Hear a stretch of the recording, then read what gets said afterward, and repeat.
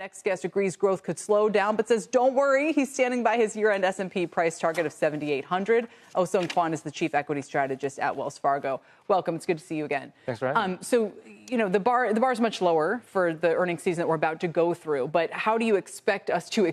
It's almost like how do you think we'll experience earnings season overall? As a positive, as a rocky one? What do you think? Yeah, I think the optimism has to hold, given the recent rally that we saw. But I think some of the weakness that we might see in Q4 is going to get overlooked because everyone knows that earnings are going to decelerate this earnings season. And that's still good. 8% year on year, that's not bad, right? Yeah, that's not bad. That's actually faster, stronger growth than what we usually see, which is about 6%. So it's above trend still.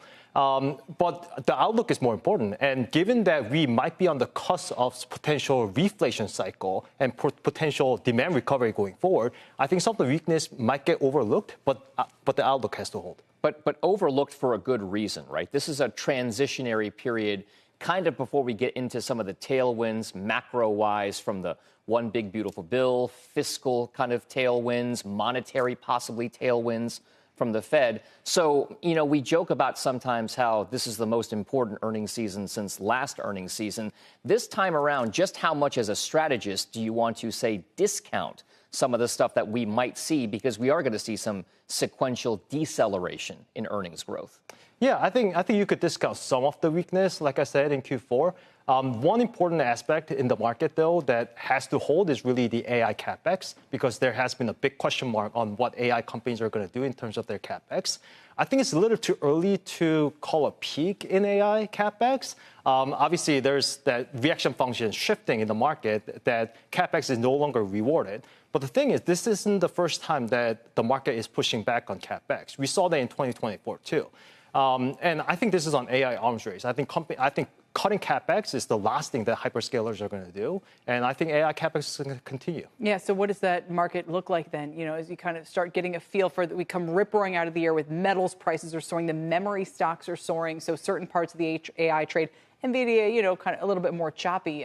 But what's the early read to you? What does this year feel like it's going to do? Yeah, I still like the reflation side of things, given the fiscal tailwinds that we're going to see. And we actually might be entering into a restocking cycle. So we saw the first positive reading on the inventory cycle back in December in like 3 years. So I think companies are sort of waiting and see what happens to tariffs and we're finally tomorrow. It's funny because last hour, Brian Reynolds was talking about this. He said people don't understand the inventories are still so high, and they've been that way for years. So you're saying we're finally getting reads that, inventory's been pared back. We've kind of grown our way out of them, and companies can start manufacturing again and all of that. I think I saw the Atlanta Fed tracking number. Is it over 5% right now? This could actually be a pretty big number once again. Yeah, I think inventory levels are now normalized after 3 years of destocking. And I think there's a little bit of wait and see approach from the companies before they start restocking on what happens to tariffs. We have the ruling potentially tomorrow. So I think after that, companies might start to restock again, and that's going to kickstart the manufacturing cycle.